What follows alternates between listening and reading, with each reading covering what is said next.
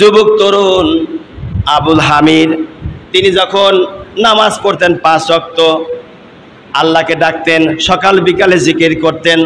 এই তরুণ যুবকটি ওনার অভ্যাস ছিল শিকার করার জন্য জঙ্গলে চলে গেছে। যাবার পরে জঙ্গলের পাশে দাঁড়িয়ে দেখতেছে একটা সাপ দৌড়ায় আসতেছে। আস্তে আস্তে সাপটি যখন দৌড়ায় কাছে এসে ভিড়ে গেল। জিজ্ঞাসা করা হলো, তুমি আমার কাছে কেন আসছো?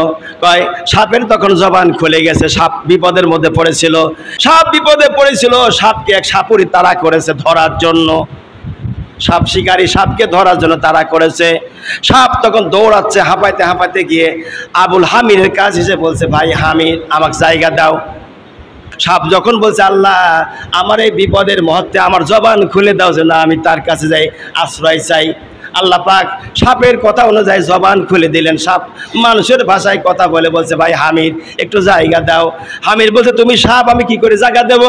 একটু গার সাথে পেঁচানির ব্যবস্থা করে নাও তাহলেই। কয়, না, হা করো, মুখের মধ্যে আমি যাই। আবুল হামির বলছে, না, হা করলে মুখের মধ্যে গেলে দংশন করবা। কয়, আল্লাহর কসম করে বলছে আমি সাপ দংশন করব না। ওয়াল্লাহি আল্লাহ শপথ করে বলছি, আসমানের শপথ, জমিনের শপথ, 7 আসমানের শপথ, সমস্ত ফেরেশতা মনের শপথ করে বলছি, এমনকি আল্লাহর বিধানের শপথ করে বলছি, আমি সাপ। ভাই আবুল হামির, তোমাকে দংশন করব না, একটু আমাকে জায়গা দাও। আবুল হামির কসমটাকে বিশ্বাস করিয়ে হা করলো, আর মুখের মধ্যে সাথে সাথে সাপ চলে গেল। সাপ মুখের মধ্যে গিয়ে জায়গা নিল। এই ঘটনাটি আল্লাহ কামালউদ্দিন দাবি রহমাতুল্লাহ তিনি এই ঘটনাটি লিখেছেন, উল্লেখ করেছেন। বানানে কোনো কথা বলছে না, ফালতু কথা বলছি না। সাপ যখন মুখের মধ্যে জায়গা নেওয়ার পরে তখন কিছুক্ষণ পরে সাপ বলছে, আমার দুশ্মনকে আসছিল, কয় যে মাত্র চলে গেল। তার মানে সাপুরে দৌড়াতে আবুল হামির কাছে বলছে, ভাই হামির, আমার দুশ্মন কোথায় গেল? কয়, তোমার দুশ্মন কিসের? কয়, সাপ আমার দুশ্মন। গেল কোথায়? কয়, আমি জানি না, তালাশ করে তোমার দুশ্মন কোথায় গেল। এই মিথ্যা একটু আশ্রয় নিয়েছিল আবুল হামির। মিথ্যা আশ্রয় নেবার কারণে সাপুরি লোকটি, যে লোকটা শিকার করতে আসছিল, সাপও ধরে চলে গেল সাপকে ধাওয়া করার জন্য। এর ফাঁকতালে সাপ বলছে, ভাই হামির, আমার দুশ্মন কি চলে গেছে? কাহা গেছে? হা করো, হা করলো। সাপ মুখের ভিতর থেকে উকি মারি এদিক ওদিকে তাকায়, দেখতেছে যে না, দুশ্মন আসলে অনেক দূরে চলে গেছে। আবুল হামির বলছে, ভাই তুমি আমার মুখ থেকে বের হয়ে আসো, তুমি ওয়াদা করেছো, ওয়াদা পালন করো। সাপ এবার বলছে, হামির, ওয়াদা পালন আমি করতে পারবো না। তুমি কি জানো না, আদম আলাইহিসসালাম, হাওয়া আলাইহিসসালাম জান্নাতের ভিতরে সুখে শান্তিতে বসবাস করতেছিল, আর আমি সাপ মিথ্যা কথা বলিয়ে সেখানে ঢুকাইয়ে শয়তানকে জিহ্বার উপর ভর করে ঢুকা দিয়ে জান্নাত থেকে বের করে দুনিয়ায় পাঠা দিয়েছি। আমরা তো ওই জাতি। জানার পরও ভাই হামির কেমনে আমারে জায়গা দিলা? তাহলে কি করবা? সাপ বলছে, তোমাকে দংশন করব, কলিজার পর দংশন করব 1 নম্বরে, আর তা না হলে তোমার হৃৎপিণ্ডে দংশন করব। কলিজায় দংশন করলে ছিন্ন বিচ্ছিন্ন হয়ে যাবে, হৃৎপিণ্ডে দংশন করলে তোমার হৃৎপিণ্ডটা ঝলসে যাবে। এই 2 জায়গা আমরা সাপ জাতি দংশন করা পছন্দ করি। আবুল হামির বলছে, ভাই 2 জায়গা যখন তুমি দংশন করো ভালো কথা, আমাকে দংশন করা ছাড়া কি তোমার কোনো গতি নাই? সাপ বলছে, না, দংশন আমি করবো, তাছাড়া ভিতর থেকে বের হব না। সঙ্গে সঙ্গে আবুল হামিরের চেহারাটা পরিবর্তন হয়ে গেছে। আবারও বলছে, ভাই সাপ, তোমার কাছে অনুরোধ লাগে, ওয়াদা বরখেলাপ করিও না, মুনাফিকি করিও না। আল্লাহর কিন্তু গজব আছে। কথাও তোমার গজব। কিসের গজব? সাপের কথা শুনি আবুল হামিরের মনটা ভয় আর ভীতি হয়েছে, একটা পরিবর্তন হয়ে গেল। এবারে আবুল হামির বলছে, সাপ, তুমি আমাকে তাহলে জঙ্গলের দিকে যাওয়ার মতো একটু সুযোগ করে দাও। জঙ্গলের দিকে যখন যাবার সময় তিনি ওই যে একটু মিথ্যার আশ্রয় নিয়েছিল, সাপুরি যখন সাপ ধরতে এসেছিল বলেছিল, তোমার শত্রু কোথায় আমি জানি না, এই কথাটুকুর মাত্র মিথ্যা বলেছিল। যার কারণে জঙ্গল পর্যন্ত যাইতে 100 বার তিনি বলছেন, আস্তাগফিরুল্লাহ আল আজিম আল্লাযী লা ইলাহা ইল্লাহু আল হাইয়ুল কাইয়্যুম ওয়া তুবু ইলাইহি লা হাওলা ওয়ালা কুওয়াতা ইল্লা বিল্লাহিল আলিয়্যিল আযীম। 100 বার সাপ তওবা পড়েছে জঙ্গল পর্যন্ত যাইতে কালে।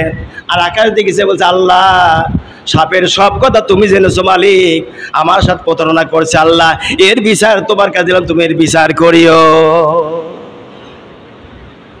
ফেরেশতা মণ্ডলী প্রথম আসমান থেকে 7 আসমান পর্যন্ত যত ফেরেশতা ছিল সব ফেরেশতা সাপের বিপক্ষে আল্লাহর কাছে ফরিয়াদ জানাচ্ছে। যুবকের পক্ষে বলছে, আল্লাহ তোমার এই দুশ্মন কি আচরণ করছে, আবুল হামিরের সাথে বিচার করো। আবুল হামিরকে এখনই দংশন করবে, আল্লাহ এর বিচার করো। আল্লাহ বলেন, ফেরেশতারে আমি সব দেখেছি, আমার বান্দা ছিল আবুল হামির, যুবক মানুষ, তরুণ মানুষ, 5 ওয়াক্ত নামাজ পড়তো, আমি আল্লাহ আমারে ভয় করে চলে, অতএব আমি আল্লাহ রাব্বুল আলামিন সহ্য করতে পারছি না। রে ফেরেশতা মারুফ, যা যা চলে যা আমার জান্নাতের ভিতর দিকে তুবা নামক গাছ থেকে একটা পাতা নিয়ে আয়, এই পাতাটি আমার আবুল হামিরের কাছে দিয়ে দাও। হামির যেন মুখের মধ্যে পান যেমন মানুষেরা জীবন দেয়, আবুল হামিরের কাছে এসে হাজির হয়ে গেছে 4 আসমানের ফেরেশতা মানুষের রূপ ধারণ করে আসছে। ভালো করে কান লাগান, আল্লাহর যদি কেউ পক্ষে থাকে আল্লাহ তাকে সাহায্য কিভাবে করেন দেখবেন।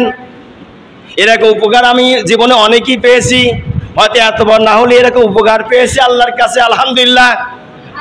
ভাইরা আমার, সাপ যখন তার মুখের ভিতরে আবুল হামিদের কাছ ফেরেশতা মানুষের রূপ ধারণ করে চলে এসে বলছে, কানানের সাথে সাত আবুল হামিদ বলছে, আসসালামু আলাইকুম ওয়া রাহমাতুল্লাহ।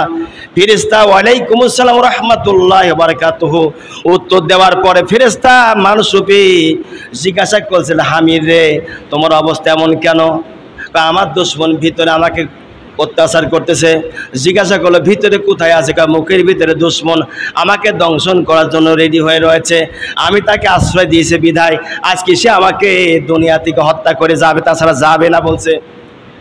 ফেরেশতা মানুষরূপী পানটারের মতো সুন্দর করে ভাঁজ করে দিল, পানের মতো করে এই ভাঁজ করে বলছে, তুমি মুখের ভিতরে জীবন দাও।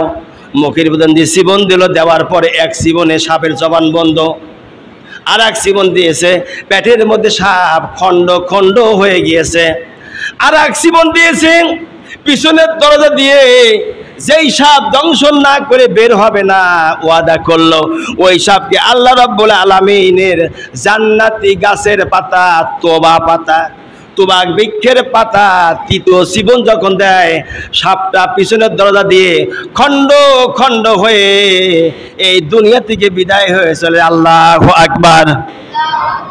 আমার ভাইরা, সাপ যখন বিদায় হয়ে চলে গেল, আবুল হামিদের চেহারা আগের মতো হয়ে গেল।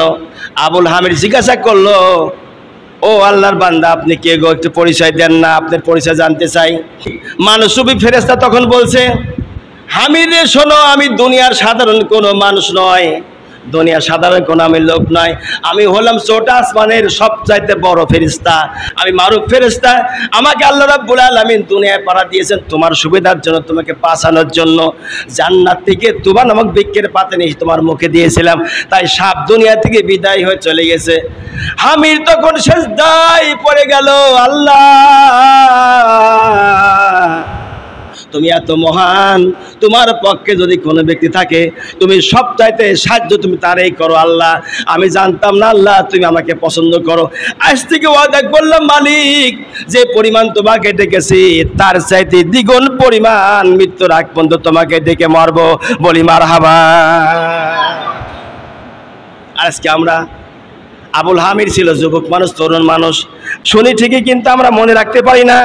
অথচ আল্লাহ রাব্বুল আলামিন জানা দিয়েছেন, আমার পক্ষে যারা থাকবে, আমার পক্ষে থেকে যারা আমি রব্বুল আলামিন জিহাদ করবে, আমার পক্ষে থাকবে, কোনের পক্ষে থাকবে, আমি আল্লাহ রব্বুল আলামিন বান্দা তোমার পক্ষে থেকে যাবতীয় যত অন্যায় অবিচার এগুলিকে টেকেল দেব দায়িত্ব আমি আল্লাহ, আমার কুদরত বহন করবে।